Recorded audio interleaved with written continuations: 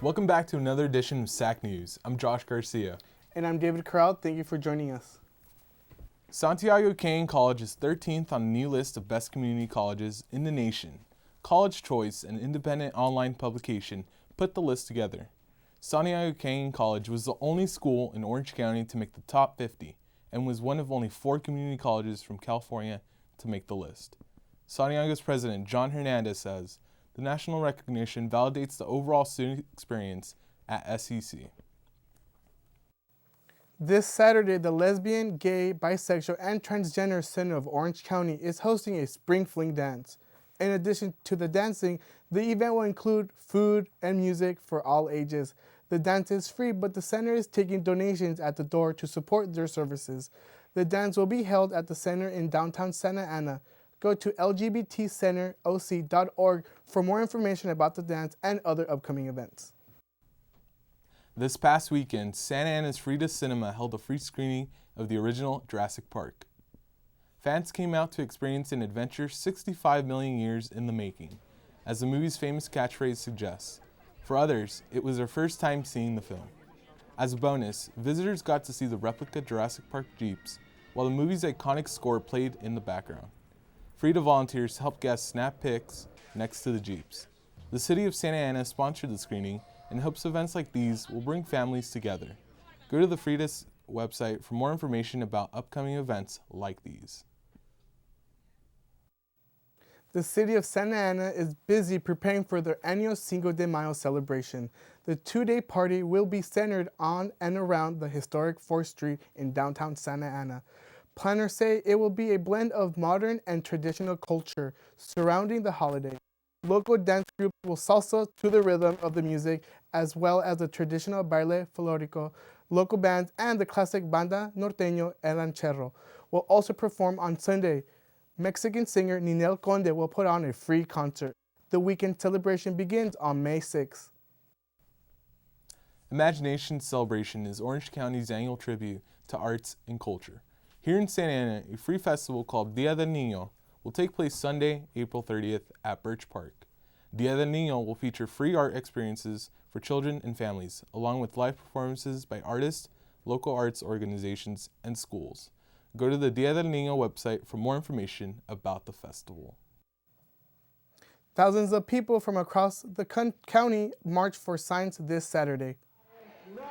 Silence! Science, not silence! Science, not silence!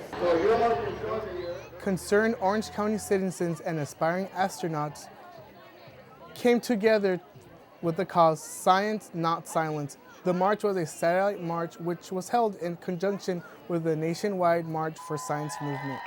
The speakers and protesters were concerned about the funding cuts the National Institute of Health and Environmental Protection Agency are under facing Trump's proposed budget. Marchers also called out local Representative Congressman Ed Royce for his support of the Trump administration. This march was just one of thousands held across the country to call attention for the science funding. The Santa Ana City Council approved plans to build a veterans village that will house homeless vets. The 75-unit complex will offer select legal services, on-site laundry, a garden, and a community kitchen. Councilman Jose Solorio says the project is an outstanding way to bring more affordable housing into the community. Santa Ana City officials are considering a 2-year contract extension for its waste management company. The current $40 million a year deal expires on June 30th. USA Waste of California has been the city's contractor since the 1960s. After the extension, the city wants to begin accepting new bids for a long-term waste management contract. The City Council will be discussing the extension and hearing public comment at their next meeting on April 28th. Santa Ana will be handing out more than $760,000 in federal funds to local nonprofit groups. City leaders picked 15 nonprofits based on the organization's efforts to support the legal needs of youth and families. Among the awardees, the Illumination Foundation, the Children's Resource Center project, helps homeless or at-risk kids. Orange County Children's Therapeutic Arts Center will get funds too, for its crime prevention program at Willard Intermediate School. City leaders say they hope the money going to all of the nonprofits will help families overcome the daily challenges in their lives. Commuters on the 55 will get some relief on their commute. OCTA and Caltrans are partnering to expand the 55 freeway between the 5 and 405. This past week, they held an open house at the Deli Center to explain the project concerning residents. Engineers from every department involved were made available to answer questions and take public comment. Currently, OCTA and Caltrans are in the environmental impact and design phase of the project and are considering how many general proposed lanes and how many carpool lanes to include. Construction on the project is set to continue in 2021. Interested parties may have until May 3rd to submit their comments by visiting the OCTA website. $35 million is coming to Orange County to improve some of our local roads. Board members from the Orange County Transportation Authority awarded the money from Measure M funding. Measure M is the county's half-cent sales tax that pays for transportation improvements. Orange County Cities applied for the funding in 2016. The money will be divided between 13 projects aimed at widening busy streets and intersections. Some of the money will be used for retimed traffic lights so that drivers get that green light during rush hour. Costa Mesa, Orange, and Garden Grove are just some of the cities that will benefit from Measure M. Santa Ana will also see some benefits as Warner Avenue from Main Street to Orange Avenue is one of the streets that is getting an upgrade.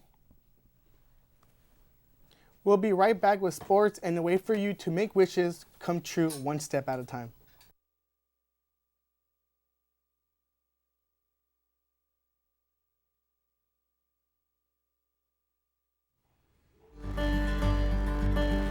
My name is Kevin. I'm a military veteran returning to school, and I'm a student at Santa Ana College. I went to an art school in Los Angeles for 2 years. I realized things were getting pricey and expensive. I was tired of hearing my parents talk about the financial issues we have. At the same time, I also had a desire ever since I was a little kid to join the military. So I enlisted in the United States Air Force for 4.5 years, and immediately at the same time I got out of the military, I got hired at Disney. I chose online classes because I'm able to have time management with my priorities outside of school and also with school. I'm able to control my life. My advice for a student thinking about taking online classes is you got to be on top of your game. You have to make sure you have time to do your online classes. It might be easy to forget that you have homework due and quizzes to take. So you just definitely got to be on top of it. I would say online classes are just the same type of difficulty as face-to-face class. Do the coursework, read the chapters, take the quiz. You still have deadlines just like actual classes. It's been a year and I'm able to speed up the process where I'm going to be getting my associate's degree this December and we'll be transferring for spring. So online classes definitely helps me reach my end goal faster.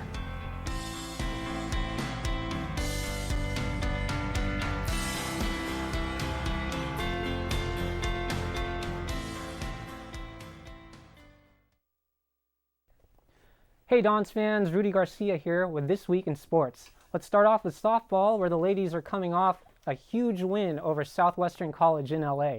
They mercied the Jaguars in 6 innings, 10-2. They look to continue the streak, hosting Santiago College the very next day. Santa Ana was up 3-1 at the end of the third, but in the top of the fourth, the Dons let the lead slip away.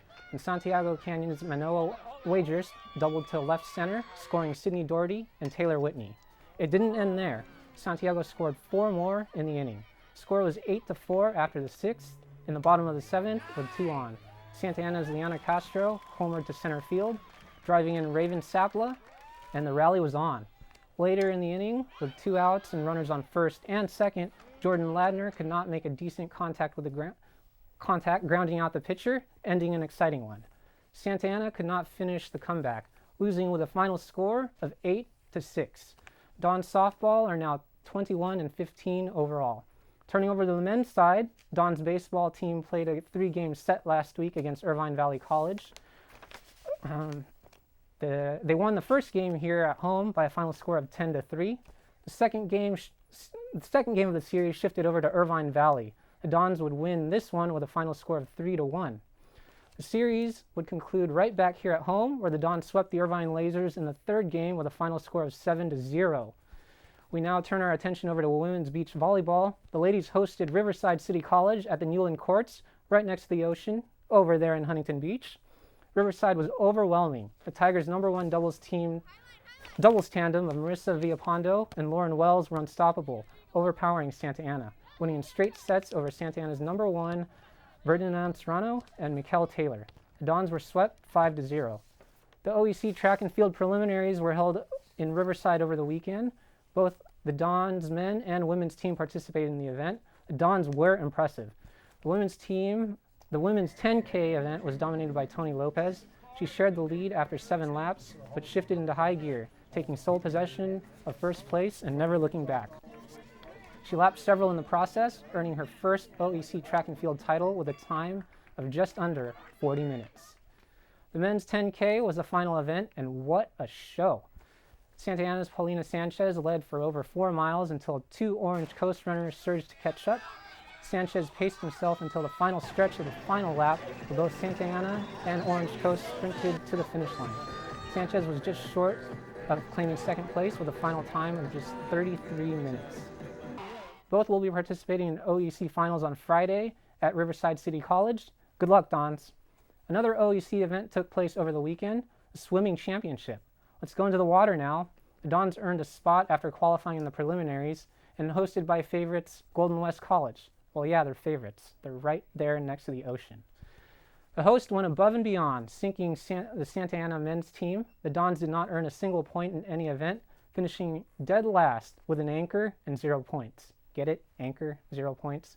The women's team fared a little better, earning 48 points overall in the competition, but still, Golden West prevailed, claiming first, while Orange Coast claimed second. That wraps it up for this week's edition of SAC Sports. Josh and David, I'll send it back over to you. Fundraisers want you to put your best foot forward to make wishes come true. The annual 5K Walk for Wishes is coming to the Great Park in Irvine, April 29th. Other activities include the World of Wishes Festival with games, face painting, food, and live entertainment. Organizers say money raised at the walk will be used to fund wishes for Orange County kids battling life-threatening illnesses. Go to Make-A-Wish website for more information on this year's walk and other services provided by Make-A-Wish. That will wrap up this episode of SAC News. Thank you for joining us, and don't forget to check out our Facebook, YouTube, and Instagram page at SAC Student News. We'll see you next time.